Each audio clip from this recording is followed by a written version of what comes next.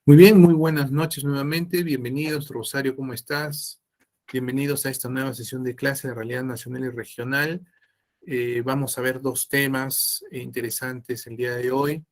Uno tiene que ver con el tema educativo a lo largo del siglo XX y el otro, las características del gobierno revolucionario de las Fuerzas Armadas, tanto de la etapa de Velasco como la etapa de Morales Bermúdez. Ronald, ¿cómo estás? Cindy, ¿cómo estás? Joab, ¿cómo estás? Muy buenas noches.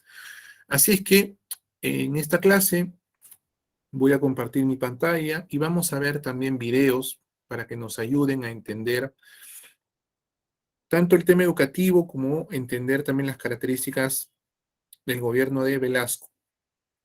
En el tema educativo, y ahora voy a compartir mi pantalla. Karen, ¿cómo estás? Muy buenas noches. Eh, Voy a compartir la presentación que ustedes ya tienen disponible en el aula virtual, ¿no? Respecto al tema educativo en los primeros años del siglo XX y para hablar del tema educativo en la actualidad voy a compartir un video de una entrevista con Hugo Neira. Entonces, esta entrevista que estamos viendo acá, ¿no? Entonces, empiezo hablando sobre el tema educativo, ¿no? Viendo los antecedentes, ¿no? La educación en el Perú ha sido el tema principal en buena parte del siglo XX hasta la década del 70, ¿no? Tema principal, la educación. Eh, Hay un periodo muy interesante que se da en los años 40, 50 y 60, porque hay un incremento en los nacimientos, hay un crecimiento demográfico en el país, ¿no? Y eso implica eh, un aumento en la demanda del servicio educativo, ¿no? De la educación básica regular, ¿no? También hay un incremento, ¿no? Como ya le hemos explicado en clases pasadas, un incremento de las migraciones del campo a la ciudad, ¿no? Hay un incremento, ¿no? De las zonas rurales, gente que va hacia las ciudades de las costeras, y también más gente a la ciudad de Lima. Entonces, esa migración interna también como que presiona, ¿no? Al sistema educativo, ¿no? A crecer un poco más, ¿no? Y otro factor que influye mucho en el tema educativo es el establecimiento de la gratuidad de la enseñanza pública, tanto en primaria, ya lo era desde antes, como en la secundaria, y esta última norma fue promovida por el aprista Luis Alberto Sánchez en 1946.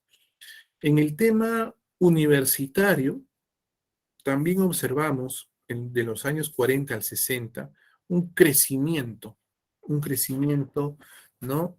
Poblacional, ¿no? En nivel universitario.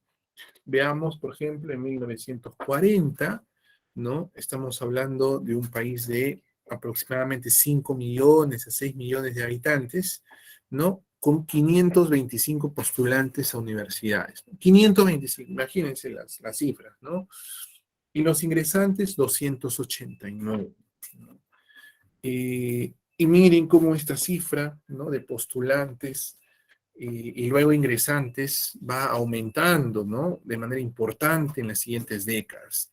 Hacia 1960 ya tenemos cerca de 5.000 postulantes y poco más de 1.000 ingresantes, ¿no? Entonces, aquí hay un incremento poblacional también en las universidades, sobre todo públicas, ¿no? Porque también tienen la gratuidad de la enseñanza. Sin embargo, la educación en los primeros años del siglo XX fue gestionada bastante bien, diría yo, por el Partido Civil. Recordemos que el Partido Civil, ¿no? Gobernó durante la República Aristocrática y el Estado, que manejado por el Partido Civilista, ¿no? Tenía a cargo la educación, ¿no? Claro que era un nivel educativo que estaba dirigido principalmente a la gente, ¿no? Mejor posicionada, a la élite, el sistema universitario también, ¿no? Y no era pues muy masivo, pero se llegaba a tener la gratuidad, por ejemplo, en nivel primaria, y se manejaba y se tenía control, ¿no? Se gestionaba la educación, ¿no? De manera adecuada a inicios del siglo XX y en los siguientes años, en la época de Leguía, el oncenio de Leguía también. Sin embargo, esta gestión de la educación manejada, bien manejada por el gobierno, ¿no? Tanto en la época de la República Aristocrática como en el gobierno de Leguía, ¿no? Eh, con el crecimiento poblacional va a empezar a resquebrajarse, ¿no? Va a faltar infraestructura, van a faltar docentes, van a haber muchos niños que quieren estudiar, ¿no? Y ahí es donde se empieza a mencionar, ¿no? Y a tratar una reforma educativa, ¿no? Ahora, también es importante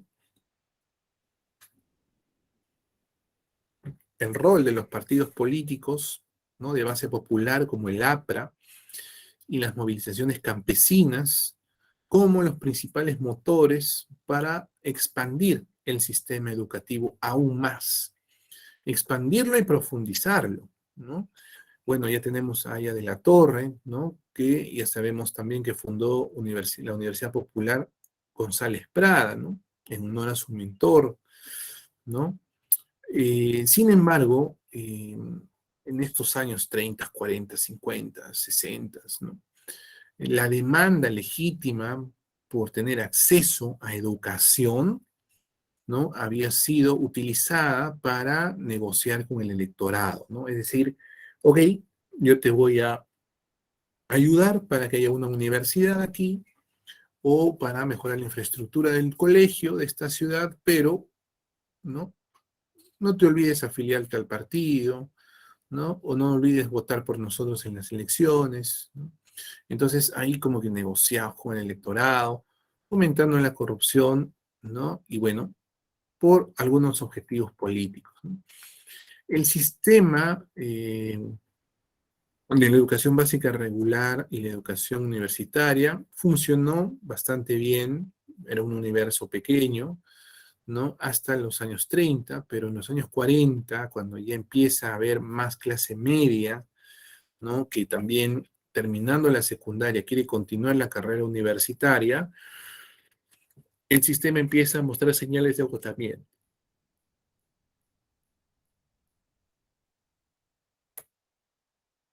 Acá tenemos, por ejemplo, ¿no? Una frase que menciona Carlos Contreras, el libro base que estamos leyendo, y nos dice, ¿no? Que la sociedad de señores y campesinos, regidos por un código de antiguo régimen en cuanto a sus deberes y derechos, se vio cuestionada por la presencia tímida primero, pero masiva a partir de la década de 1940, de un ejército de maestros que por primera vez en la historia del Perú sumaban más que los efectivos de las Fuerzas Armadas.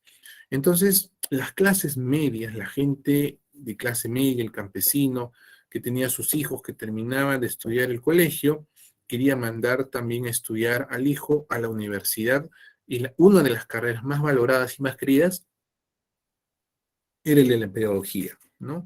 Enseñar, ¿no? Porque hacer que el hijo, ¿no? De esta clase media, de esta clase campesina rural, pero que hizo estudiar a su hijo primaria y secundaria, al hacerlo maestro, docente, ¿no? Implica conocimiento, implica intelectualidad, implica también el sentimiento noble de enseñar, ¿no? De enseñar a otros niños a salir de la pobreza, ¿no? Enseñándoles conocimientos, materias, ¿no? Que pueda llegar a la universidad, que tenga un título profesional para que pueda tener una estabilidad, una mejor condición de vida para la familia, ¿no? Entonces, la carrera de la educación, la pedagogía, era muy valorada, ¿no? Y fue por muchas familias la opción a estudiar, ¿no? Entonces aquí se habla de esta suma de este ejército de maestros, ¿no? que van a empezar a cubrir plazas en las distintas escuelas, colegios a nivel nacional, ¿no? Ahora, en la década, acá tenemos un comparativo del tema universitario, ¿no? Hasta la década del 40 y desde la década del 50 en adelante. Entonces, hasta la década del 40, ya hablando ahora desde el punto de vista del nivel universitario, los estudiantes provenían en su mayoría clases medias, acuérdate de, por ejemplo, un perfil tipo Haya de la Torre, clase media o élite urbana regional, formados en colegios privados o antiguos, prestigiosos colegios públicos, ¿no? Donde alternaban, pues, ¿no? En estos colegios con los futuros maestros universitarios. Acuérdense, en la República Aristocrática, en el enseño de Leguía, la élite era pequeña, se conocían entre familias, ¿no? El abuelo ya había pasado por la universidad, el bisabuelo tenía conocimientos de algo, entonces había una tradición en la familia, ¿no? Con el estudio. Entonces tenías familiares que eran profesores, que eran docentes en la Universidad de San Marcos, ¿no? O alguien del Partido Civil que iba a ser tu profesor, pero tú también eras simpatizante del Partido Civil. Las familias eran pequeñas, se conocían entre todos, o sea, había vínculos de clase, había vínculos partidarios, había vínculos hasta familiares, ¿no? Entre la gente que llegaba a estudiar, por ejemplo, en San Marcos, ¿no? Todos se conocían, era un círculo pequeño. Había gente que también llegaba a clase media, pero seguía siendo un círculo pequeño. Por lo tanto, podemos decir que compartían una cultura común, ¿no? Tanto en la vida cotidiana como en el mundo académico. Pero a partir de la década del 50, ya los estudiantes universitarios empiezan a ser en mayor cantidad cada vez más, ¿no? De sectores populares, formados en colegios públicos de Lima y provincias, vamos a hablar de Hugo Neira, por ejemplo, y al inicio encontraron un entorno un poco hostil, con ciertos prejuicios, ¿no? Raciales, de clase, ¿no? Eh, Tenían cierta desventaja, ¿no? Porque, digamos, era un joven, clase media, pero que sus abuelos habían trabajado en la chacra, que no tenían educación, sus padres trabajaban, y él era el primero en llegar a la universidad, ¿no? Entonces no había pues esa familiaridad en la universidad, ¿no? Como lo podían tener los otros de la clase alta, ¿no? Donde habían familiares, amigos, etcétera. Entonces te podías relacionar más rápido, más fácil, ¿no? En cambio acá no, era como que llegabas recién, ¿no? Eras la primera generación de tu familia entrando a la universidad. Obviamente te relacionabas con otros compañeros de la clase media, ¿no? Se formaban lazos, ¿no? Pero frente a los pares, ¿no? De profesores o de hablar de una trayectoria familiar, ¿no? Como que recién empezábamos, ¿no? A fines de los años 60, ¿no? Entonces la Universidad Nacional Mayor de San Marcos era ya socialmente distinta, ¿no? A la que había 20 años atrás. El régimen de Velasco implantó una nueva legislación, ¿no? Que consagra el carácter popular de las universidades públicas. Entonces, a la gratuidad de la enseñanza, ¿no? También hay un sistema de admisión basado en pruebas objetivas, ¿no? Y se establecen pues, los ciclos de estudios generales, ¿no? En la universidad. Entonces, mucha clase media, jóvenes empiezan a ingresar a las universidades nacionales y también en esta fecha es en la cual algunos hijos de la élite, ¿no? De algunos más acomodados, digamos, ¿no? Dejan de ir a universidades públicas y prefieren ir a las universidades privadas, ¿no? Entonces, como que se quiere mantener una separación, ¿no? Y eso ocurre. Pero ahora, en las universidades públicas, que ya existían, quedaban cortas a veces porque la demanda era muy alta. Y, por ejemplo, en el centro del Perú, donde no había una universidad, ¿no? Fueron las comunidades las que solicitaron la creación de una universidad. Esta universidad, la Universidad Continental, tiene su origen en la ciudad de Huancayo, ¿no? Entonces, por eso se hace mención también a la Universidad Nacional del Centro, ¿no? Porque es de Huancayo. Entonces, el 11 de julio del 59 se va a fundar la Universidad Comunal del Centro. Y esta Universidad Comunal del Centro es la única universidad, tengo entendido, en el Perú que se ha fundado, ¿no?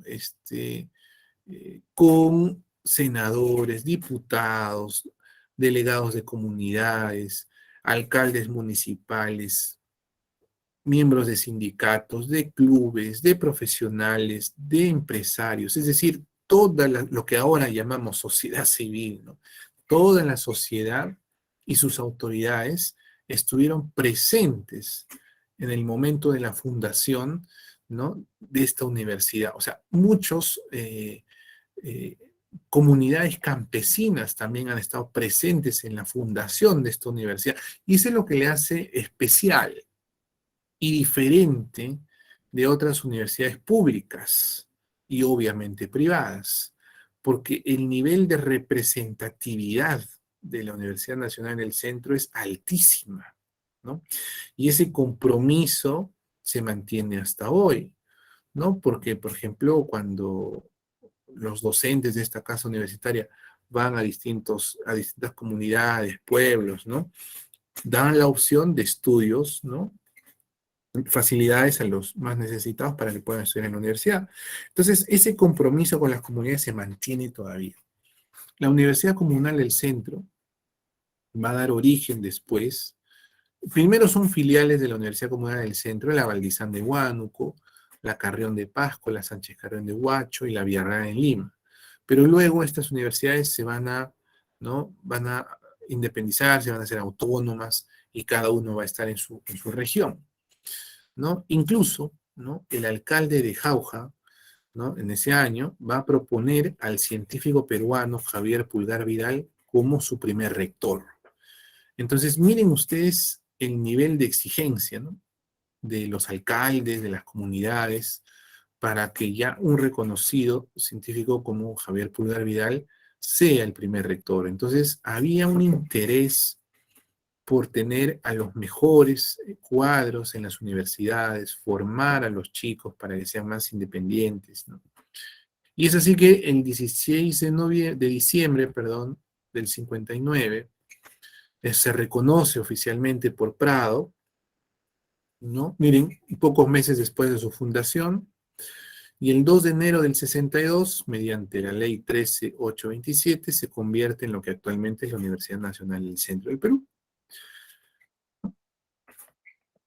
Entonces, la Universidad pues, Nacional del Centro se va a sumar a la San Cristóbal, ¿no? A la Universidad del Cusco, ¿no? Y bueno, y las filiales también van a dar, ¿no? Espacio a tener ya cada región su propia universidad, ¿no? Entonces, se busca cubrir la demanda, ¿no?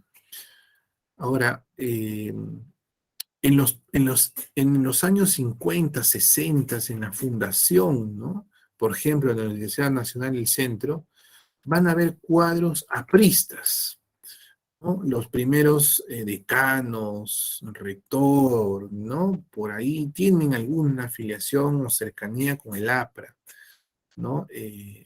Incluso los representantes estudiantiles, ¿no? Pero a medida que van pasando los años, en los 60, 70, ¿no? Ya obviamente 80 más, ¿no? Las nuevas generaciones de estudiantes universitarios, ¿no?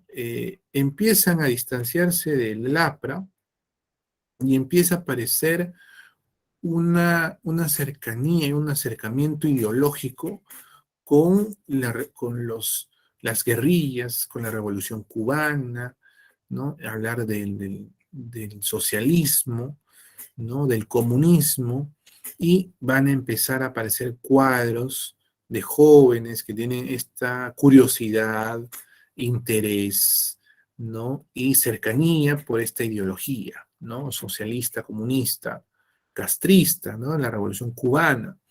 Muchos chicos universitarios, ¿no? Van a sentirse cercanos a Allende, por ejemplo, ¿no? Y cuando muere Allende, pues es una tragedia, ¿no? En Chile, cuando lo asesina Pinochet, ¿no? O se van a sentir cercanos a ideas cubanas, marxistas, ¿no? Entonces ahí pues se va gestando en algunas universidades públicas, ¿no? Lo que ya vamos a ver después en otra clase con el terrorismo, porque incluso, ¿no? El fundador del Sendero Luminoso también es un docente en la San Cristóbal de Huamanga que tiene esas ideas. Bueno, esta diapositiva es un reconocimiento a Trinidad María Enríquez, ¿no? Cusqueña, ¿no? Que va a estudiar la carrera de jurisprudencia en la Santo Abad de Cusco, ¿no? Y les dejo ahí algunos datos, ¿no? Para que la tengan presente, ¿no? Como una líder, ¿no? Iniciadora de la educación universitaria para las mujeres, ¿no? Entonces, dicho esto, ¿no? La importancia de la educación y de las universidades y la fundación de universidades, ¿no?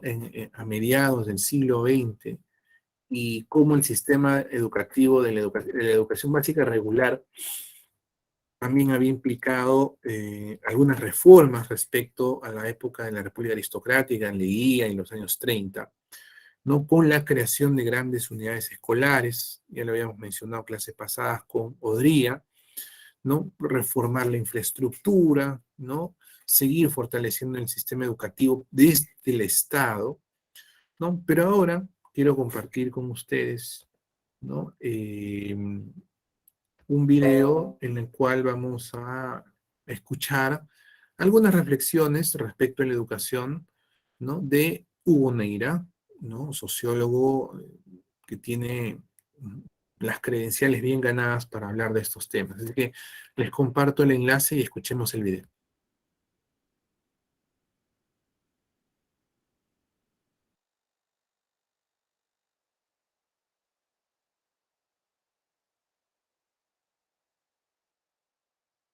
Pero vamos a darle la bienvenida y un gentil agradecimiento al profesor Neira por acompañarnos, muy generoso. Muchas gracias, a tus órdenes, ¿no? Conversemos. Profesor, empiezo por hacerle la pregunta que ha tratado usted de resolver en todos sus últimos libros. ¿Qué es la República? ¿Qué es el Perú? ¿Qué somos los peruanos? Mira, el Perú es una entidad que la respeto tanto que me entra pavor intentar definirlo, ¿no? Me parece gigantesca. Y yo más modestamente, como soy sociólogo más que nada últimamente, predomina en mí la sociología, mi tercera formación, ¿no? Me he pasado la vida estudiando, pues, ¿no? Historia, ciencias políticas en París, no ciencias sociales en París. Ya era profesor, pero hice una tercera carrera.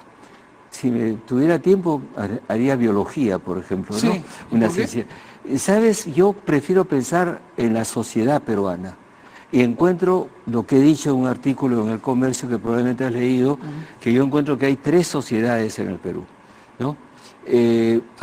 Por ejemplo, hay que decir que el Perú rápidamente, porque esto no es ideas mías, sino lo está en las estadísticas del INEI, que es muy bueno, las informaciones, hay una sociedad en este momento, en primer lugar, urbana, por primera vez, ¿no? Contando las ciudades también de la sierra. La gente, los peruanos vivimos en ciudades más que en el campo. El campo es casi 10%. Luego es una sociedad costeña. Por primera vez en 3.000 años, el 70% de la población peruana está en la costa y las comunicaciones que eso implica, y 30% en la sierra. Es la primera vez. Y en tercer lugar, es un país casi sin analfabetos, entre 5 y 9%. ¿Qué tiene en cambio de dificultad? Y a mí me aterra este hueco, este espacio. No se ha hundido la cultura peruana. Mi preocupación es la incultura, que lo dice el Banco Mundial, no tenemos recursos humanos.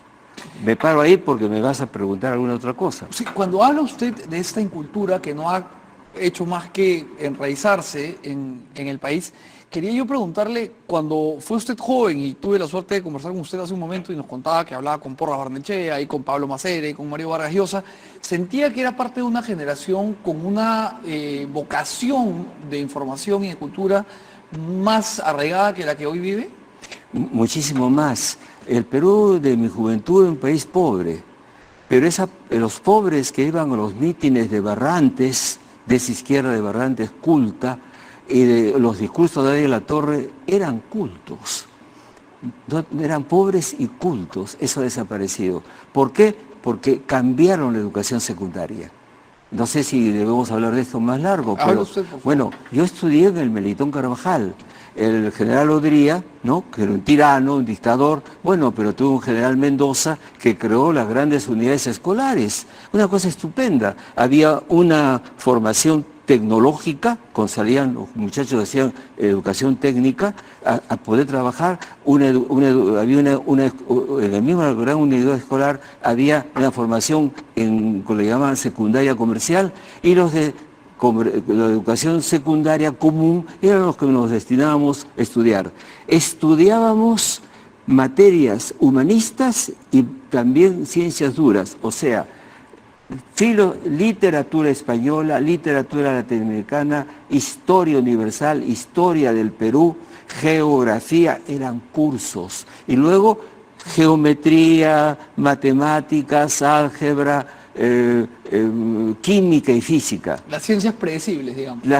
Que continúan en todas otras partes del mundo por cursos. En el Perú desaparecieron por áreas. Del año 90 las áreas no funcionan. Tú no puedes hacer a la vez economía, historia y sociología. Eso es una barbaridad. Entonces nos hemos salido del estándar planetario, donde la media es, como se dice, la media. O sea, la secundaria es para hacer los estudios superiores donde uno profundiza y donde tienes que formarte una cultura universal. ¿Cómo es posible que desapareciera la gramática? Los peruanos hablan castellano porque sus padres hablan castellano y no conocen la gramática. ¿Cómo desapareció el curso de lógica? ¿Cómo desaparecieron los cursos de educación cívica, de gimnasia? Mira, si yo te cuento cómo era el Melitón Carvajal, te vas a creer, no me vas a creer. Íbamos a la sala de química, donde había un laboratorio. Íbamos a la sala de geografía, donde había mapas. En un colegio para el pueblo. ¿Por qué se destruyó esa educación para los hijos del pueblo? Yo vengo de colegios nacionales, entré en San Marcos tranquilamente, acabé en San Marcos, fui a estudiar a Europa, me llamaron, es decir, no hubiera podido hacer eso. Yo era un joven pobre que vivía en Lince con sus abuelas. Eso ya no se puede repetir. Y entonces esos amigos que tú has mencionado eran unos de los mejores, pero todos mis generaciones eran cultas y tenían una información general para decirte, una base fundamental que solamente se puede tener en ese momento de la adolescencia, ¿no? Ahora, usted entra a la Universidad de San Marcos en el año 58, si no recuerdo Sí. mal, y luego viaja a Francia, en donde hace una carrera académica que hasta el día de Sí, hoy sí. continúa en el año 63. Cuando usted habla de la cultura peruana que se ha hundido y que de alguna manera ha perdido ese vigor que algún día tuvo, ¿a qué se refiere con cultura? ¿Cómo definimos esta cultura de la que usted tanto hace énfasis en su falta? Saber razonar, saber pensar, leer libros, leer periódicos, saber escribir, saber hacer un comentario. Esas cosas se enseñaban en los colegios y no han desaparecido en ningún sitio. Le ruego que mire cómo es el currículum en Ecuador o en Bolivia o en Chile. Son así. ¿Por qué el Perú? ¿Sabes que el 60% de los cursos en secundaria en el Perú son cursos de educación, de cómo comportarse en la sociedad? Y el 40% entonces son áreas. O sea, en pocas palabras, si no se asombre, no hay educación secundaria en el Perú. ¿Y esto cree usted que tiene algo que ver o que puede abonar en la idea que conversábamos antes de entrar al aire con el profesor Neira, de que vivimos en una especie de espiral cíclico en donde la historia no deja de ser pues una constante de repeticiones? Claro, porque no han tenido curso de historia. ¿Cómo se puede amar tanto el Perú? Estoy muy contento de lo que ha pasado con el fútbol. Verdaderamente ha sido algo que... Un bálsamo, ¿no? Sí, un bálsamo. Podemos llegar a niveles parejos a cualquier país del mundo. ¿Sabes qué? Este es el único país del mundo, de América Latina, que no tiene un curso de historia. Y el país más pobre. ¿Por qué le han quitado la historia del Perú? ¿Por qué? ¿Quién lo ha hecho? ¿Con qué derecho? Ahora, cuando usted plantea enfáticamente esa sustracción de la historia en la formación cultural de nuestros jóvenes, ¿por qué considera usted que es tan importante que un país entienda sus raíces y su historia para poder ver el futuro? Porque hay que saber qué cosas tuvimos de mal. ¿Tú crees que los jóvenes alemanes no ignoran qué cosas se hizo en el periodo de Hitler? Justamente lo saben para no repetirlo. ¿Cómo es posible quitarle la memoria histórica a un pueblo? ¿Por qué razón? No se pueden formar ciudadanos responsables. Entonces es un vacío terrible. Entonces no se puede hacer otras cosas. Conocer la historia universal, nos hemos salido de la historia universal, no la sabemos. Como si no nos importara. Como si no tuviera algo que ver con nosotros. Entonces no estamos en el planeta. Somos una especie de satélites del planeta. Y solamente nos miramos el ombligo, estudia un poquito los incas y nada más. Y esta apendización, vamos a decirle, del conocimiento, ¿cree usted que tiene que ver con que aquí en el Perú se enseña la historia de los peruanos, la historia de la República y por otro lado la historia universal, sin ningún tipo de correlación entre lo que pasaba en el mundo con lo que pasa aquí? No se estudia mucho historia, no la hay, no existe. No existe, no hay un curso de historia. ¿Por qué? Le pregunto a usted. Y le pregunta a la gente, ¿cómo aceptaron? Perdón a los peruanos por lo que voy a decir, ¿cómo soportó el pueblo que solamente hubiera clases por la mañana? No existe en el mundo. ¿Sabes? Yo he hecho mis cálculos. Clases por la mañana durante 10 o 15 años son 500 horas de clases por año. Lo que nosotros estudiamos, mi generación y los que tuvieron todavía secundaria completa, estudiamos 1900 horas. O sea, uno de nosotros, en un año de secundaria, estudiamos 3 años de secundaria actual. Y por lo tanto había más cursos. Éramos más ricos en el campo simbólico, en el conocimiento. El gran poder no solamente es el dinero, el gran poder es el conocimiento. Lo que llama Bourdieu, un sociólogo francés, el capital simbólico. ¿Qué es el capital simbólico? Poder leer un texto, saber interpretarlo, hacer un comentario, y eso se enseña en la secundaria, en todas partes del mundo. Y nosotros por eso, ¿qué se ha perdido? El amor por la lectura, el amor al libro. En otras sociedades dirán, el internet, tienen laptop y leen. Si vamos a París en este momento, no en este momento es vacaciones, y miras un instituto, ¿sabes lo que ves? Los lugares donde dan clases y las salas enormes de lectura. O sea, practican la cultura digital, por supuesto que sí, y la cultura de libros. ¿Por qué en el Perú se lee tan poco? ¿Por qué? Porque no se acostumbraron, se han perdido hábitos del quehacer intelectual. Sí. ¿Qué reseñas hay de libros en los periódicos peruanos? Nadie sabe hacer una reseña. Y la reseña es fundamental.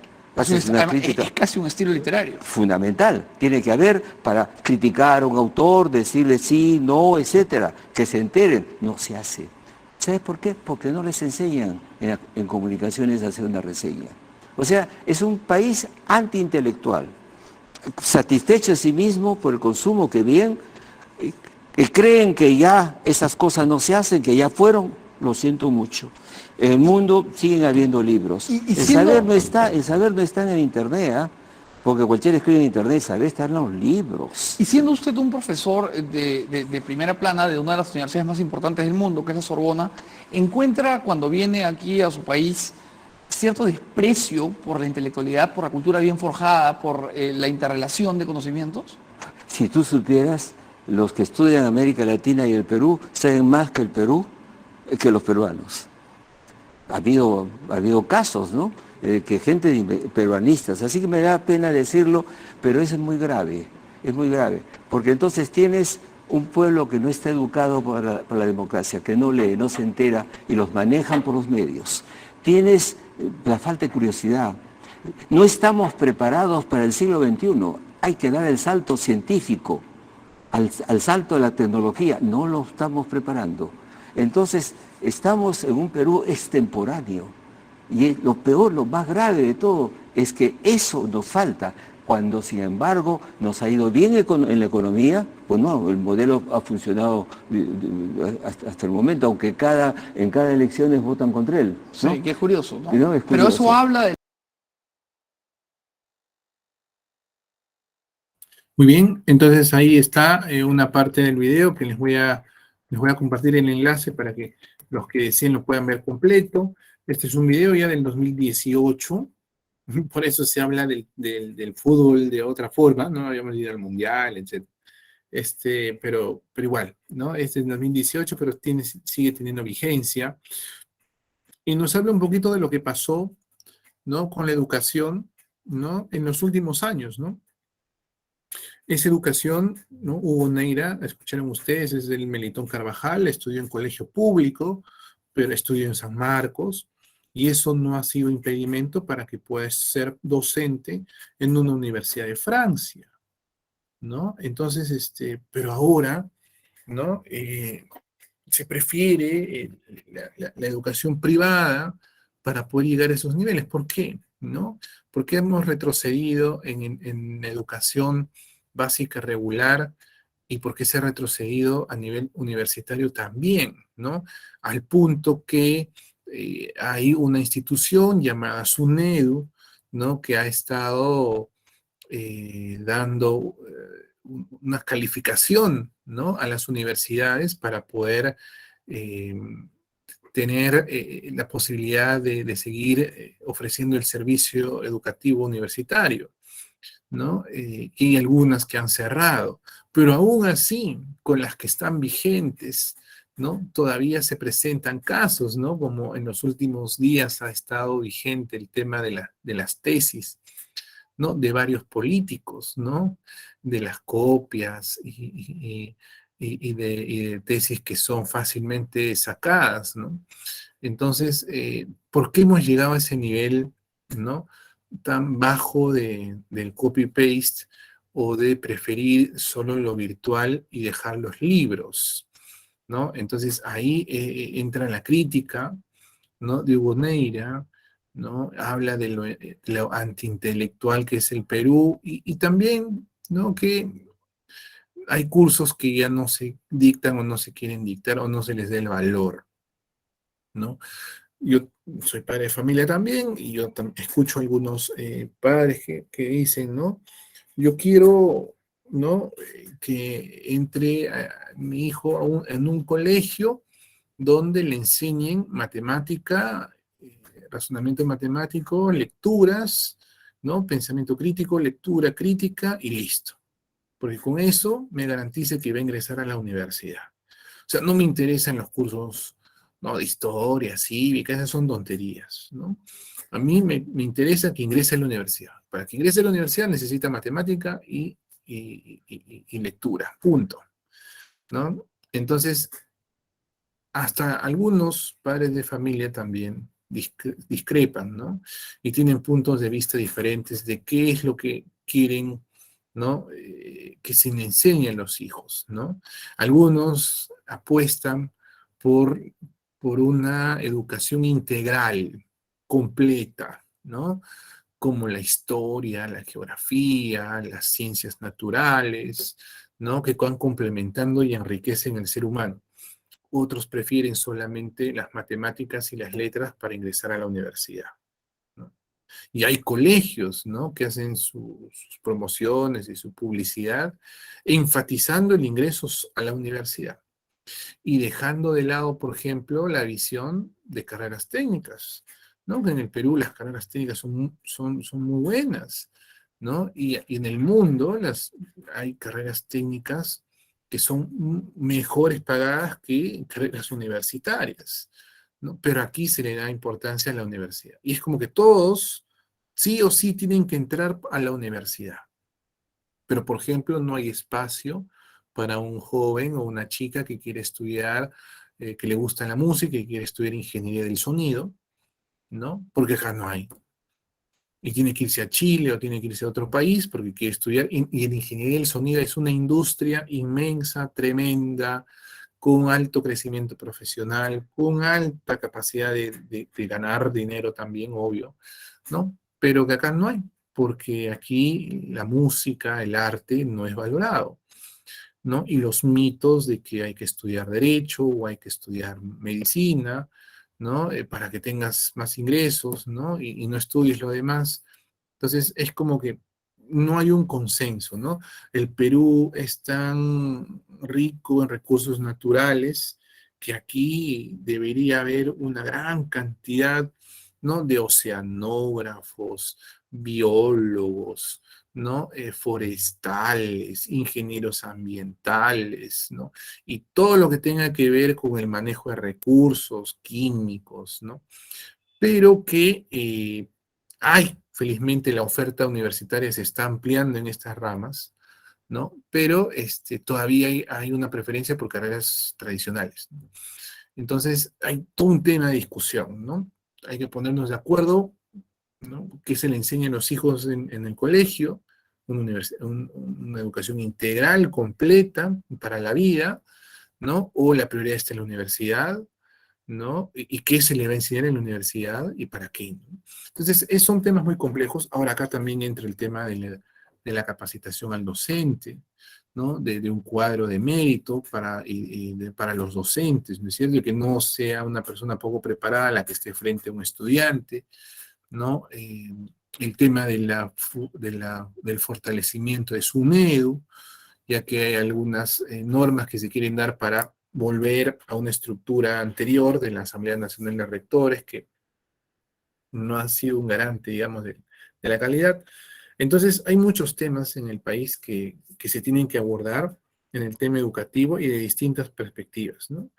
Desde el lado de los docentes, la capacitación docente, la infraestructura, el sistema educativo en sí, en las horas de estudio, ¿no? Los cursos, ¿no? Los estudios generales en las universidades, las carreras técnicas, ¿no? Que son vitales, ¿no? Janet, levantaste la manito. Una pregunta, seguro, o con opinión. Sí, profesor, buenas noches. Quería participar respecto al video y también respecto a sus apreciaciones. Es cierto lo que usted dice, ¿no? En materia educativa creo que nos falta mucho, mucho por hacer porque no tenemos bien definido una política educativa de hacia dónde queremos ir. Y parto desde el hecho de que nuestro país, al ser tan pluricultural, las realidades son diversas, ¿no? Por ejemplo, no podemos pretender, por así decirlo, gestar que el educando se trace como meta asistir a una universidad cuando sus posibilidades económicas son muy precarias, ¿no? Cuando lleva consigo de repente la responsabilidad de muchos hermanos. Entonces, a ellos creo que es empoderarlos dentro de lo que tienen por hacer, ¿no? Si tienen su chakra, cómo hacer que ésta produzca más, no sé, darles herramientas que permitan que ellos también desarrollen sus conocimientos y habilidades, ¿no? Y también es el hecho de decir, eh, es cierto lo que ha comentado, ¿no? En el video, ¿por qué se dejaron de dictar los cursos, por ejemplo, de educación cívica, ¿no? ¿Por qué se dejan de dictar el curso de historia del Perú, por ejemplo, ¿no? ¿Cuánto está mermando en los estudiantes de ahora esa falta de identidad con nuestros símbolos patrios, con nuestra arqueología, con todas nuestras riquezas naturales y todo lo que podemos poseer o poseemos como peruanos, ¿no? Eso quería comentar. Muchísimas gracias. Ok, muy bien, Jessica, muchas gracias por la participación. El tema es amplio, de mucha discusión, ¿no? Y aquí lo que se busca es incentivar, ¿no?, la reflexión en cada uno de ustedes para que podamos ir replanteando los temas nacionales, ¿no? Y tenemos que continuar con el otro tema también que corresponde esta semana, ¿no? Y ahora comparto mi pantalla otra vez, ¿no? Y corresponde hablar también, ¿no?, en esta sesión de clase sobre la dictadura militar, ¿no?, de Juan Velasco Alvarado. Nosotros ya habíamos hablado del tema de Velasco, ¿no?, sobre todo haciendo énfasis en la reforma agraria. En la semana pasada habíamos visto videos sobre las haciendas, ¿no?, cómo era el trato en los hacendados en Cusco. Vimos el caso de una hacienda muy productiva, puntual, ¿no?, que es la hacienda Huando, conocida así como Huando, de los Graña, cómo estaba en la actualidad, ¿no? Pero aquí en esta diapositiva ustedes van a encontrar algunas características más del gobierno en general, tanto de Velasco como de Morales Bermúdez, ¿no? Que son este gobierno revolucionario de las Fuerzas Armadas tiene dos fases, con Velasco hasta el 75 y del 75 al 80 con Bermúdez, ¿no? Entonces aquí van a encontrar algunos datos, ¿no?, de Juan Velasco, ¿no?, que nace con el golpe militar del 3 de octubre del 68, ¿no? Él es parte de los oficiales que se forma en el CAEM, el famoso CAEM, Centro de Altos Estudios Militares, donde habían llegado a la conclusión de que la amenaza interna, es decir, movimientos comunistas y guerrillas, podían ser un peligro para la estabilidad política del Perú. Eh, no sé si en esta sección o en otra sección me preguntaron, ¿no? ¿Es o fue el gobierno de Velasco un gobierno socialista o un gobierno comunista, como algunos manifiestan, ¿no? Y ven a Velasco como el cuco del comunismo en el Perú? Y la respuesta sería no. No, porque el gobierno revolucionario de las Fuerzas Armadas, Velasco y otros militares de su promoción, ¿no?, se enfrentaron a las guerrillas que tenían ideas castristas, cubanas, ¿no?, socialistas, ¿no? Fueron los militares que llegaron con Velasco el 68 al poder los que participaron, ¿no?, en estrategias militares para destruir los movimientos guerrilleros del MIR, del Movimiento Izquierda Revolucionaria, de Luis de la Puente Uceda, ¿no?, y años anteriores por Javier Eraut, ¿no? Entonces, estos militares no querían que se instaure en el Perú el comunismo. Los militares no querían que en el Perú suceda o se contagie de lo que había ocurrido con Fidel Castro en Cuba, que las guerrillas lleguen al poder y se instaure una dictadura por décadas. Los militares se dieron cuenta que si la reforma agraria se seguía postergando, como ya se había postergado 40 años, esto podría ser peligroso, porque el campesino, al ver que sus demandas no eran satisfechas, podría eventualmente unirse a la causa guerrillera y ayudar a los guerrilleros a tomar el poder y quedarse bajo una dictadura. Los militares, ¿no?, dijeron, tenemos que actuar. tenemos que hacer la reforma que los civiles no han podido hacer en el pasado, tampoco algunos militares, pero lo tenemos que hacer nosotros. Porque ya el campesino, en el año 65 y en los años previos, cuando Luis de la Puente Uceda, ¿no?, en la convención va y él va con la idea de hacer guerrillas y tomar el poder, el campesino no se identificó con Luis de la Puente Uceda, no se identificó con las ideas castristas y de guerrilla. El campesino no quería tomar el poder utilizando el fusil. El campesino lo que quería era ser dueño de sus tierras. Punto. Nada más. Y por eso es que fracasa Luis de la Puente Uceda con sus guerrillas en el sur, bueno, también en el centro, en el norte del Perú. Y además, pues Luis de la Puente Uceda tampoco era un campesino, ¿no? Y físicamente tampoco se identificaba con los campesinos, ¿no? Porque era clase media, familiar cercano, político de Aya de la Torre.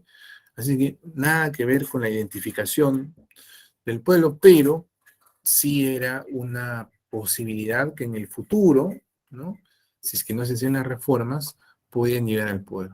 Por eso, para evitar, ¿no?, que estas ideas cubanas se instauren en el país, y también para evitar que Aya de la Torre llegue al poder, es que se hace esta entrada de Velasco con golpe militar, ¿no? Entonces, las características del gobierno son características particulares, propias, que no caen en la definición de comunismo ni de socialismo, ¿no? Sino es un gobierno dictatorial, sí, ¿no?, liderado por las Fuerzas Armadas. Eso es.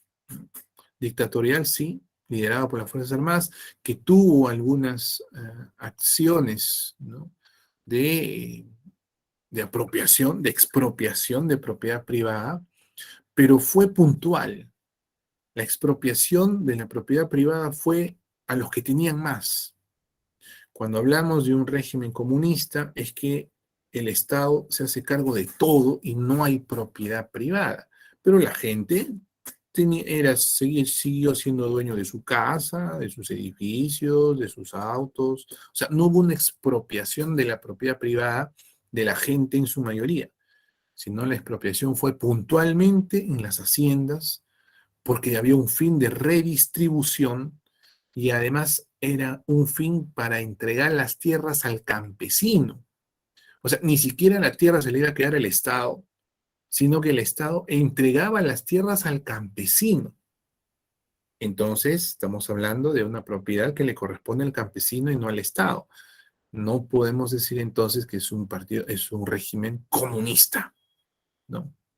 Porque no es una característica del Partido Comunista entregar, ¿no?, las tierras, ¿no?, al campesino. No, lo debería administrar el Estado. Velasco no hizo eso, ¿no? Velasco lo que hizo, bueno, hagamos cooperativas, ¿no? No funcionó, fracasó, esa es otra historia. Velasco más bien lo que hizo fue algo parecido a lo que exigía Aya de la Torre, ¿no?, en el antiimperialismo del APRA. Aya de la Torre lo que exigía era nacionalizar, ¿no?, las empresas que explotan recursos naturales. Entonces, Velasco implementó el programa aprista, pero de Aya de los 30, ¿no?, que era nacionalizar la Bray Pariñas, la Cerro de Pasco, ¿no?, y hacer que la explotación de algunos recursos naturales esté a cargo del Estado. Por eso es que Velasco, y este cuadro me gusta mucho, esta diapositiva, porque te da de manera clara, ¿no?, por dónde iban, ¿no?, los objetivos del gobierno, ¿no? Va a cambiar el nombre a los ministerios: Ministerio de Economía y Finanzas, Ministerio del Interior, Transporte y Comunicaciones, Educación, Salud, Trabajo, pero va a crear otros. Miren, va a crear el Ministerio de Energía y Minas, porque Velasco dice, Energía y Minas tiene que estar bajo el control del Estado. Va a crear Industrias y Comercio, porque tiene que estar bajo el control del Estado. va a crear vivienda, va a crear pesquería, va a crear el Ministerio de Alimentación, porque tiene que estar bajo control del Estado. Miren ustedes que viviendo en democracia y con partidos, como dicen, ¿no? De derecha, o bueno, como algunos dicen, ¿no? Estos ministerios, muchos de estos se mantienen hasta nuestros días. Y luego vean el otro cuadro, donde se ven las empresas estatales establecidas en la primera fase del gobierno revolucionario, ¿no? Petroperú, Entel Perú, EPSA, COFIDE, Minero Perú, Sider Perú y Metalurgia, Electroperú, ENAFER, ¿no? Recordarán algunos, ¿no? Los jóvenes no creo, pero la mayoría de nosotros creo que sí, ENAFER con los ferrocarriles, Pesca Perú, Aeroperú, Hierro Perú. Entonces te da una idea, ¿no? Una idea clara de qué es lo que buscaba el gobierno, ¿no? Manejar por medio de empresas estatales, ¿no? La gestión de recursos naturales, ¿no? Y algunos sectores que algunos llaman estratégicos, ¿no? Pero miren, nuevamente, no podemos decir que Velasco fue comunista porque algunas inversiones extranjeras las respetó. Como por ejemplo, no se estatizó la Southern Perú Cooper Corporation en Toquepala, en Moquegua. No la tocó, esa la dejó. Entonces, si habláramos de un gobierno comunista, ¿no? Esta también la debe haber expropiado, pero no, la dejó. O el Banco de Crédito tampoco llegó a ser expropiado. Y yo, bueno, yo estudié en ESAM y les comento que ESAM, por ejemplo, que es una escuela de negocios, ¿no? Cuyos fundadores son profesores de Stanford, ¿no? Y vinieron de Estados Unidos, tampoco se apropió de las instalaciones de SAM, ¿no? Las dejó operar, y aún sabiendo que, ¿no? Eran profesores de Stanford y de que venían pues a enseñar cursos, ¿no? De esa universidad y que, bueno, pues estaban en contra de este proyecto nacionalista, ¿no? De industria nacionalista, pero Velasco no tocó esa, la dejó funcionar. Entonces Velasco dejó muchas empresas sin tocar. Y obviamente no fue pues un gobierno comunista total, ¿no? Y, digamos que quite la propiedad privada a todos, ¿no? Fue un tema redistributivo. Ahora, en cuanto a la cultura, ¿no? Se reconoce el idioma quechua como idioma oficial junto al castellano. En la educación también hay una reforma dirigida por Augusto Salazar Bondi. Medios de comunicación, si Velasco fue duro, es un gobierno dictatorial, dictador, ¿no? Militar, dictatorial. En octubre del 70, ¿no? Se expropian los diarios Expreso y Extra, y se dio una ley por la cual el Estado debía tener cuando menos el 25% del capital de las empresas de radio y televisión, ¿no?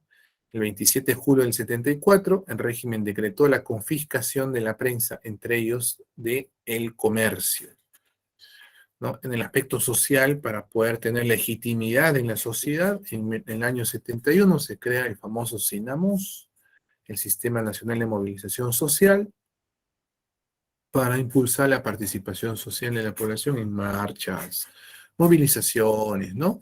Que den pues ese espaldarazo popular al gobierno, pero fue desactivado en el año 78.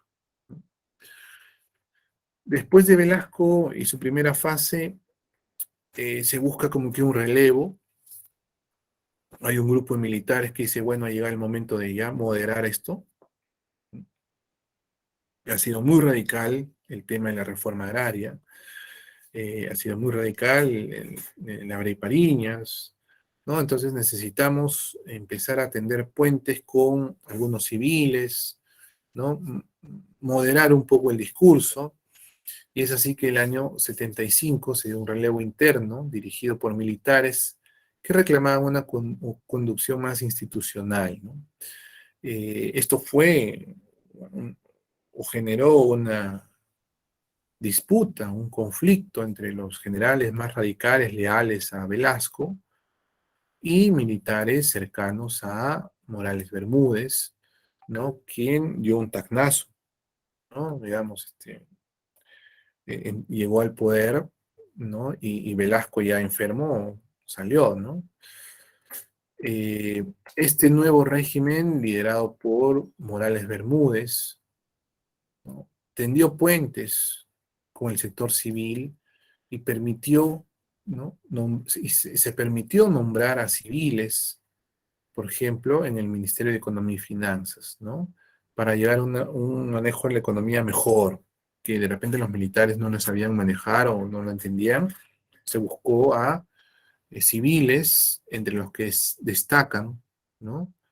Un economista hasta inicios del año 2000, ¿no? Muy, muy consultado, muy buscado, Javier Silva Ruete, ¿no? Eh, Sin embargo, ya desde los años 60 había una serie de huelgas, ¿no? El agro no estaba funcionando a pesar de la reforma agraria. En la industria era muy dependiente de maquinaria y de los insumos importados, ¿no? Entonces el número de huelgas y marchas empezó a incrementarse cada vez más, hasta que llegó el gran paro nacional, el primer paro nacional del 19 de julio del 77, que puso al gobierno de Bermúdez entre la espada y la pared, ¿no? Y miren, a pocos días del 28 de julio, el mensaje del 28 de julio, ¿no? Este gran paro nacional obligó a Morales Bermúdez, ¿no? En el discurso del 28 de julio, a anunciar la convocatoria para elegir una asamblea constituyente, ¿no? Y es así como se llega a formar una asamblea constituyente, ¿no? Para redactar una nueva constitución, ¿no? Ya sabemos que la asamblea fue liderada por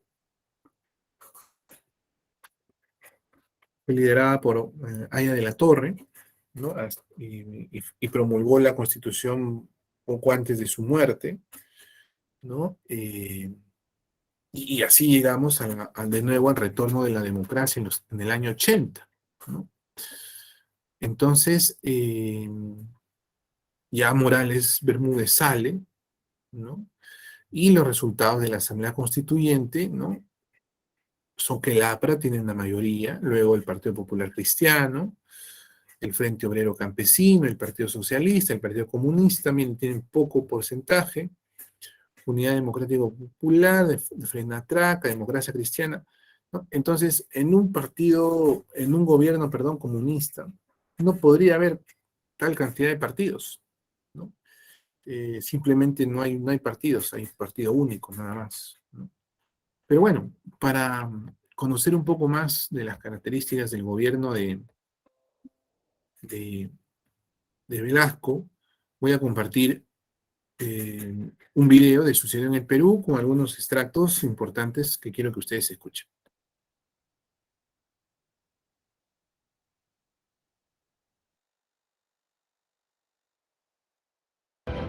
Hoy vamos a hablar de un tema que hace tiempo ustedes venían solicitando a través de nuestras redes.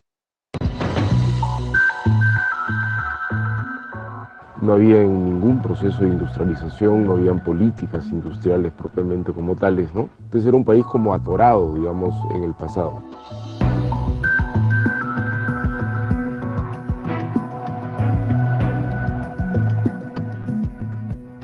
Qué rico atún, Primor. Tan rico que se nota en tu paldita y en tus expresiones. Qué rico atún. En materia económica no había industria. Importábamos mucho y abastecíamos de materias primas a los países industrializados. En el aspecto político, tras el breve gobierno de una junta militar entre 1962 y 1963, se convocaron elecciones presidenciales y resultó vencedor Fernando Belaúnde Terry.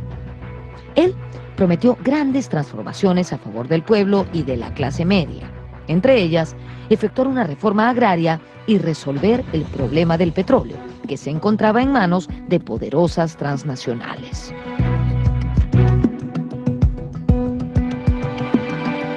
El ejército favorece que Belaúnde sea electo el año 1963. Hubo un golpe de Estado el año 1962 que duró solamente un año, y al cabo de ese año los militares en el poder organizan unas elecciones, sale Belaúnde. El pensamiento reformista, en síntesis, domina a las Fuerzas Armadas en este periodo, sobre todo el ejército.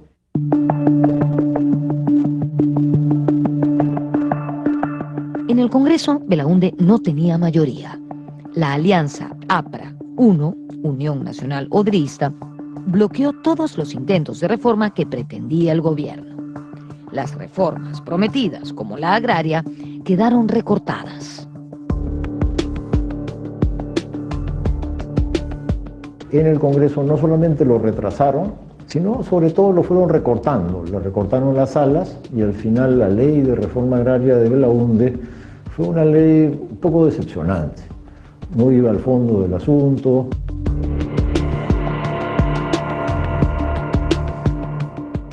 Otra demanda insatisfecha era la negociación del gobierno con la IPC, la International Petroleum Company, empresa que extraía el petróleo en Talara. Y esta IPC aludía que no tenía que pagar cierto tipo de impuestos, porque era dueña del subsuelo, y entonces ciertos impuestos estaba exenta, según la pretensión de la compañía y según un laudo que había dado un árbitro allá por los años 20.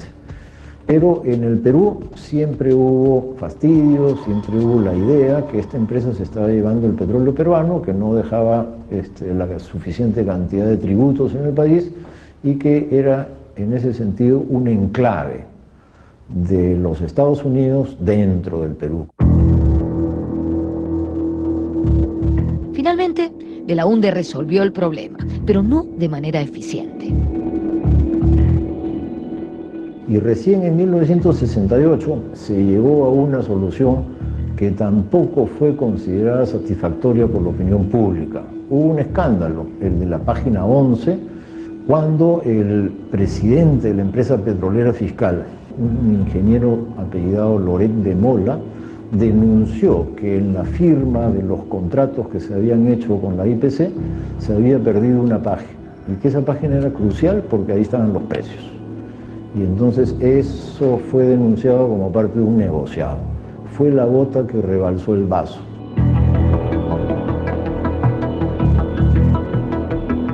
Ante la supuesta incapacidad de los civiles de realizar las reformas en democracia y defender las riquezas naturales, los militares decidieron tomar el poder.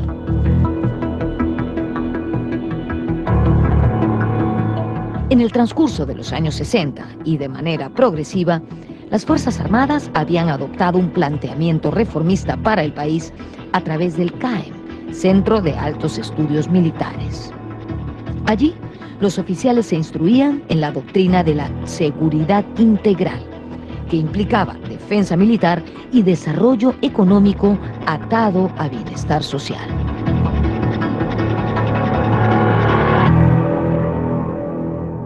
Los militares apostaban por la reforma agraria. Su objetivo era repartir la tierra de manera justa y así evitar levantamientos campesinos que sintonizaran con guerrillas marxistas.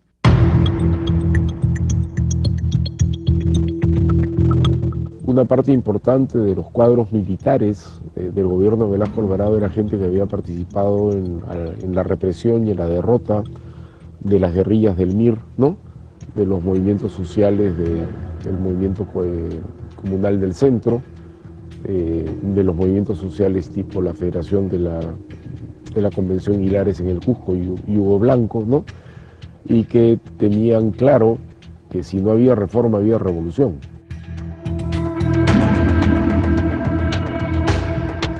El jefe de la Junta de Gobierno golpista fue el general Juan Velasco Alvarado.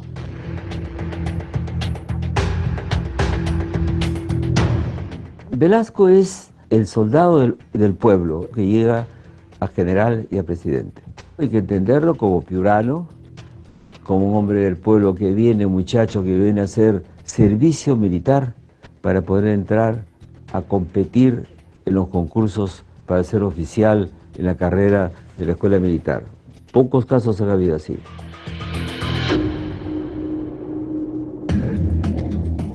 Velasco egresó de la escuela militar con el primer puesto de su promoción. Se desempeñó como profesor y conductor de escuelas militares y fue destacado varias veces a la selva. Alcanzó el grado de general y viajó a Francia y a Estados Unidos como agregado militar. En 1968, en el momento del golpe, era jefe del Comando de las Fuerzas Armadas, el rango castrense más alto de nuestro país.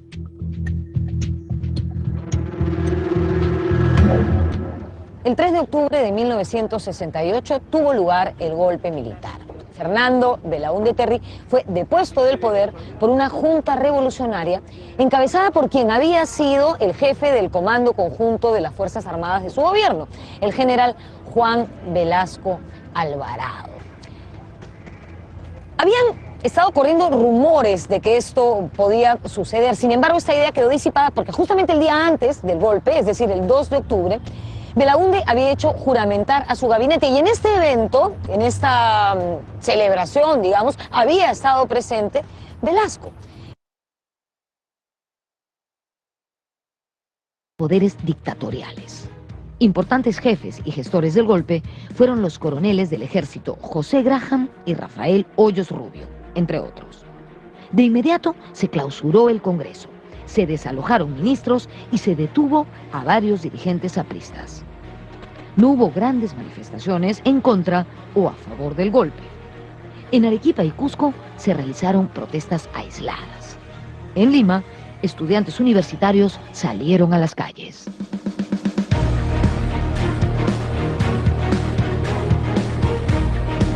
Me acuerdo que salimos a la calle, estábamos en la Plaza Francia, nos enfrentamos a la policía, un rechazo al golpe, ¿no? Porque era un golpe de Estado contra un gobierno democrático. Después, conforme fueron saliendo algunas de la propia reforma agraria, por ejemplo, la ley de reforma agraria despertó cierto entusiasmo, ¿no?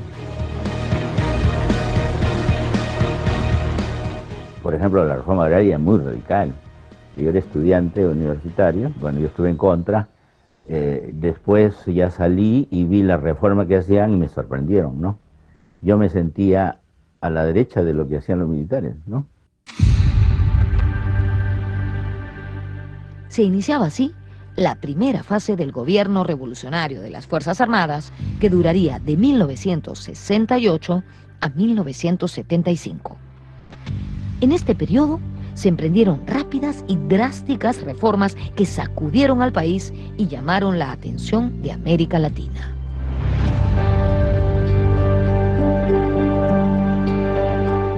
Yo diría que ese golpe tuvo la intención de hacer las grandes reformas que no habían hecho las fuerzas desde el año 30, que habían ofrecido el 30, el APRA, luego Belaúnde, ¿no? La democracia cristiana, en fin, ¿no? El programa de Velasco no era diferente al programa de Haya o de las fuerzas reformistas en general, y era más o menos el mismo programa. Reforma agraria, reforma bancaria, reforma de la empresa, ¿no? Nacionalización de ciertos recursos que tenía la IPC. El gobierno revolucionario, después de declarar la nulidad de la indigna acta de Talara, en cumplimiento de la misión de cautelar los derechos de la República, de acuerdo con el artículo 213 de la Constitución del Estado, acaba de promulgar el decreto ley que ordena la inmediata expropiación de todo el complejo industrial de la Brea y Pariñas. A solo 6 días del golpe se produjo la toma de Talara.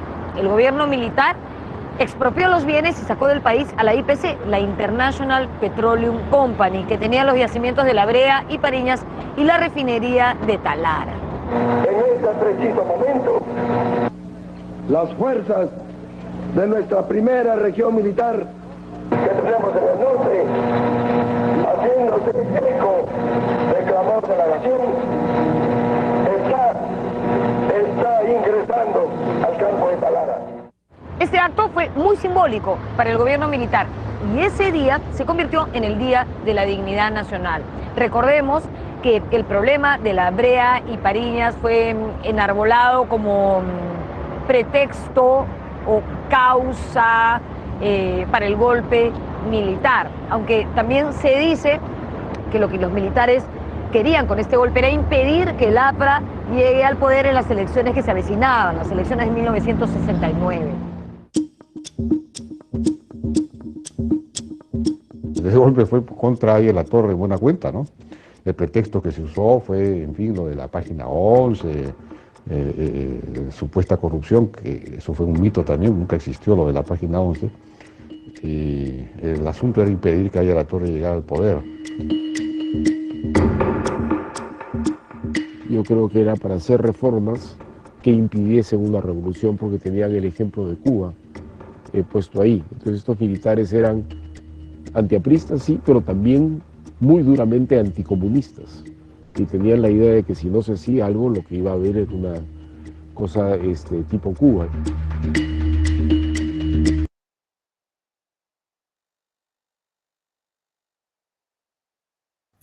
Bien, ahí les paso el enlace del video para que puedan verlo con calma. Es un video muy largo, pero ahí están reforzándose las ideas centrales que les di hace unos minutos, ¿no? Que había un antiaprismo en las Fuerzas Armadas por esta relación compleja, ¿no? Que se formó entre los militares y el APRA desde los años 20, los años 30, con el asesinato de Sánchez Cerro, etcétera. Pero que a pesar de que pasaron las décadas, el antiaprismo era muy fuerte en las Fuerzas Armadas. Por eso el Comando Conjunto con Lindley y Godoy también evitaron que de la Torre llegue a la presidencia, ¿no? Hicieron nuevas elecciones, ganó Belaúnde, y cuando ya se venían las nuevas elecciones, ¿no? Velasco entra y da el golpe.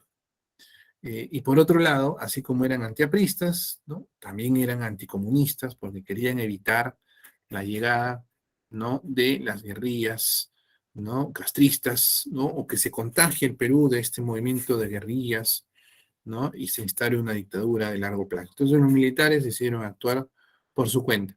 Ahora, ya para finalizar, estamos en los últimos minutos de clase, quería compartir con ustedes un video donde se explica cuál es la diferencia entre un gobierno socialista o socialdemócrata y un gobierno comunista, para que queden claros los términos y les ayude a ustedes a entender también las características de uno u otro régimen.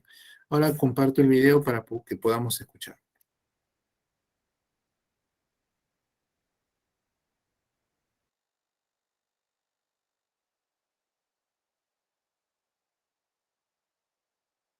Indistintamente de socialismo y comunismo, como si se tratara de un mismo sistema político. Pero hay diferencias notables entre estos dos conceptos, como veremos a continuación. Se ha tendido a confundir ambos términos y se habla de socialismo y de comunismo como si fuesen sinónimos. Pero tal vez esta confusión provenga de que en los inicios del comunismo ellos mismos intercambiaban ambos términos. Hasta que los que se asumían menos radicales, socialistas, comenzaron a diferenciarse a sí mismos con este apelativo, dejando a los comunistas la idea de un sistema político más absoluto. Sin embargo, habría que señalar que las diferencias se ven mucho más en la práctica, y no en el papel, pues en este los dos conceptos podrían parecerse.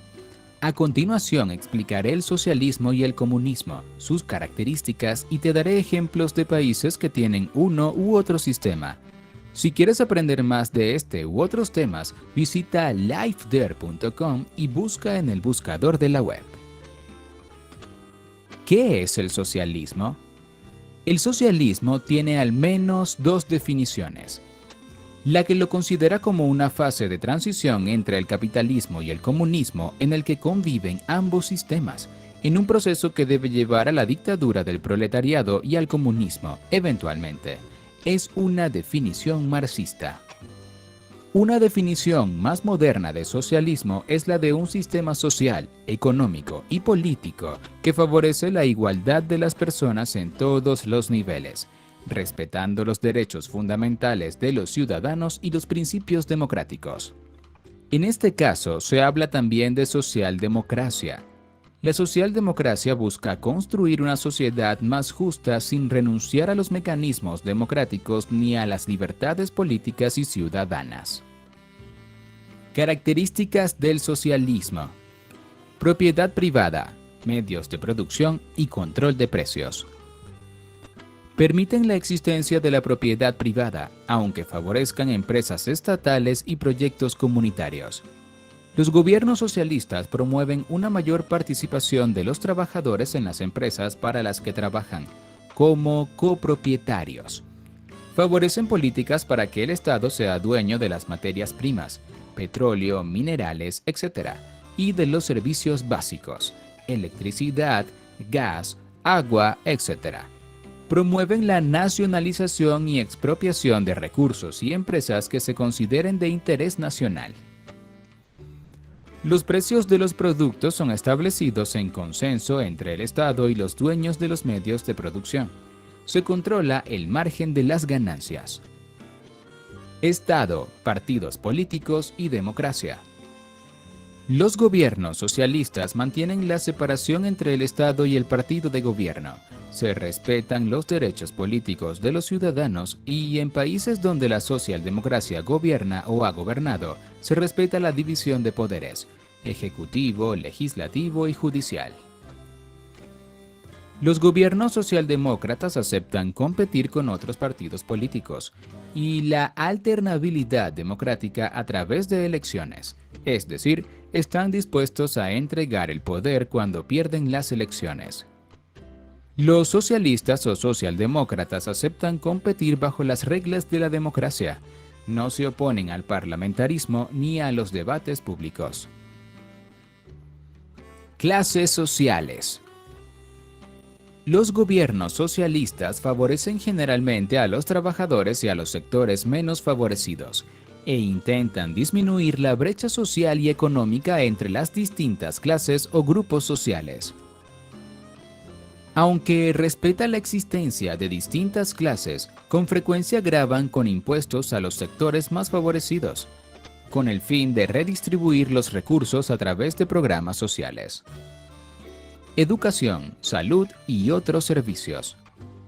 En los países socialistas y socialdemócratas se busca que todos los ciudadanos tengan igual acceso a la educación, salud, seguridad ciudadana, empleo y acceso a medios de comunicación.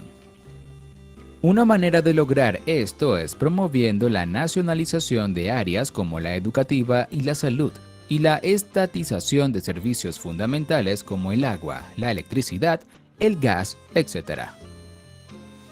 Generalmente los entes públicos y los entes privados conviven en áreas como salud y educación. Ejemplos de países socialistas, o que han tenido gobiernos socialistas o socialdemócratas.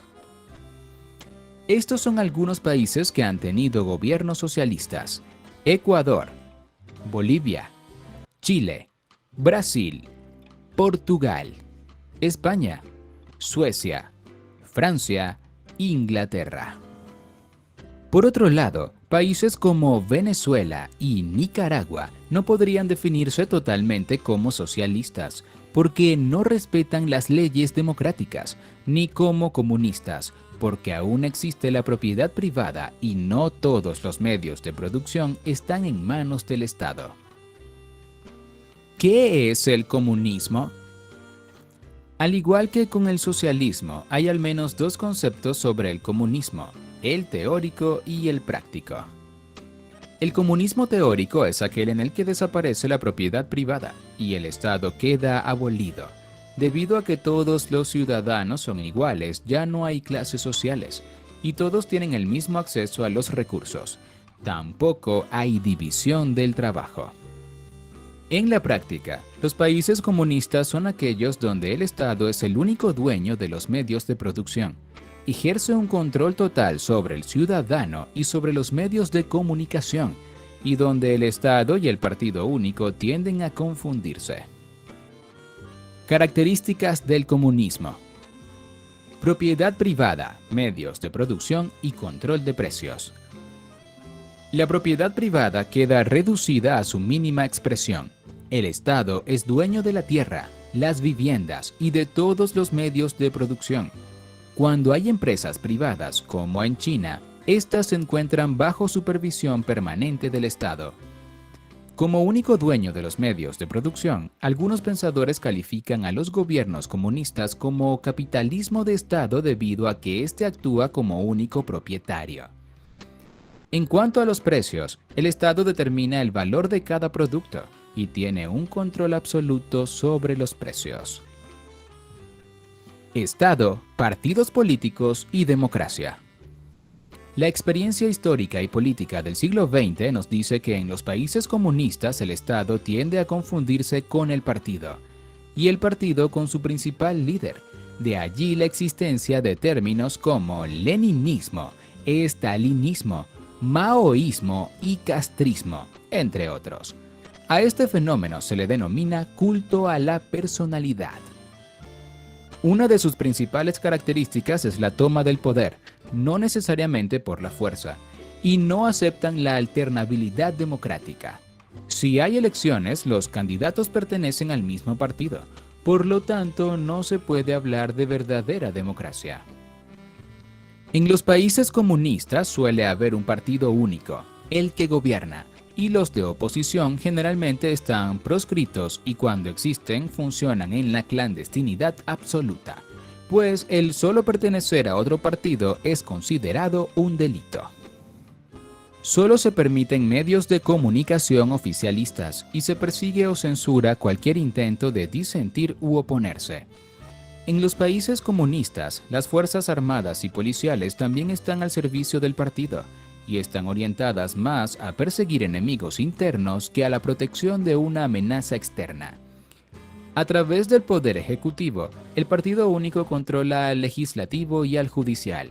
Hay que agregar a esto la ausencia de partidos de oposición y la falta de libertades ciudadanas.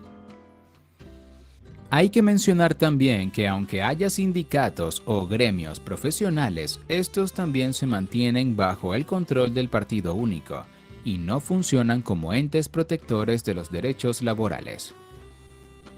Clases sociales.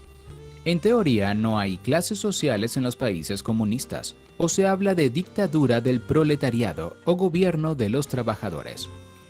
En la práctica hay nuevas clases privilegiadas, generalmente conformadas por altos miembros del partido gobernante y por los mandos militares. En la extinta Unión Soviética y sus países satélites, esta clase era conocida como la nomenclatura. Y actualmente pasa algo similar en Venezuela, con la boliburguesía, una nueva burguesía nacida al amparo de la Revolución Bolivariana. El término nomenclatura sigue usándose para referirse a las élites china y cubana. Educación, salud y otros servicios. La educación, la salud y todos los servicios están bajo el control absoluto del Estado y generalmente para los ciudadanos el acceso es gratuito. No existen escuelas u hospitales privados. Sin embargo, para acceder a estos servicios había que pertenecer al partido, como en Cuba y en la Unión Soviética. Muchísimas veces, las personas se inscribían para poder optar por mejores opciones de vida, aunque no fuesen comunistas. Ejemplos de países comunistas.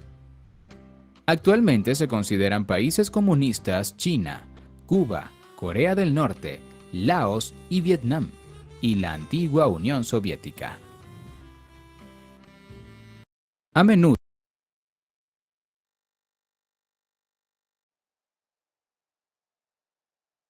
Muy bien, ahí les dejo el último enlace con la información, ¿no? de las características de este tipo de gobiernos. Y bueno, ya para terminar, ya que son las 9 de la noche, darles las indicaciones, ¿no? Respecto a el producto académico número 2, ¿no? El producto académico número 2, no se olviden que es individual y es hacer un mapa mental, ¿no? Y aquí estoy compartiendo mi pantalla con algunos ejemplos de cómo se hace un mapa mental, ¿no? El tema principal va al centro, ¿no? Y ustedes pueden usar ramificaciones, ¿no? Y escribir lo que ustedes gusten, ¿no? El objetivo de hacer un mapa mental es que permite al docente ver cómo el estudiante relaciona conceptos y cómo los organiza. Como ven, un mapa mental no solamente tiene texto, sino también tiene imágenes, fotografías, dibujos. Entonces también implica creatividad. Para los que no están familiarizados con hacer mapas mentales, bueno, acá les estoy poniendo este ejemplo. Y mi sugerencia es que se acostumbren, porque la Universidad Continental tiende a solicitar trabajos individuales, ¿no? De manera diferente a lo tradicional. Así que el mapa mental es una alternativa que tenemos, ¿ya? Así es que ahí tenemos un ejemplo de mapa mental. Ya pueden hacerlo a mano, pueden hacerlo en digital. Si lo hacen de alguna forma digital, conviertan el mapa mental en PDF y lo suben a la aula virtual. Si lo hacen a mano, escanéenlo bien o tómenle una buena foto para que se pueda leer al momento de acercar. Y los que van a hacer alguna plataforma digital, no, asegúrense de convertirlo en PDF y no me manden link, porque a veces cuando es un link, se olvidan de darme acceso al link y yo no puedo ver el mapa mental, y si no veo, pongo 0. Entonces, para los que están pensando hacer de manera digital, mi sugerencia es que capturen la imagen o la conviertan en PDF, ¿no? Y si es que van a hacer en una plataforma que solo les permite el link, por favor me dan el acceso, ¿no? Para poder ver el trabajo y calificar, ¿ya? Entonces, ahí tenemos un ejemplo, y esas serían las indicaciones, ¿no? También participar en el foro, la autoevaluación, para que no pierdan puntos adicionales, ¿no? Y eso sería todo, mis estimados. No sé si hay alguna pregunta o consulta. Segundo. Sí, profesor, buenas noches. En el producto académico habla de movimientos campesinos. ¿Se refiere a movimientos campesinos que surgieron antes de la reforma agraria del 69? Por supuesto. Acuérdate lo que acabo de mencionar. Un mapa mental permite que relaciones muchos conceptos. Ya queda a criterio y a creatividad del estudiante qué conceptos va a relacionar, ¿no? Pero tú puedes relacionar cosas del pasado, presente y futuro de la reforma agraria. O puedes relacionar temas solamente de la reforma agraria. Es decir, depende de cada estudiante, del enfoque que le va a dar, ¿no? La PPT de última clase en el aula virtual no lo ubico. Sí están todos en un mismo PPT, todos juntos. Gianmarco, dime. Buenas noches, profesor. Una consulta. También en el PA2 nos indica que hagamos una reflexión crítica personal. ¿Eso va también en el mapa mental o es como en una hoja aparte? Es en una hoja aparte, sí, hoja aparte, ok. ¿no? Sí, es en otro espacio, una reflexión crítica, ¿no? Si es que le piden bibliografía, también agregan la bibliografía, ¿no? Ya, perfecto. Gracias, profesor. Sí, sí. Miren la rúbrica, ¿no? No se olviden ver la rúbrica para ver qué es lo que se va a calificar. Muy bien, si no hay más, mis estimados, eso sería todo por hoy. Les agradezco la asistencia y nos vemos la próxima semana.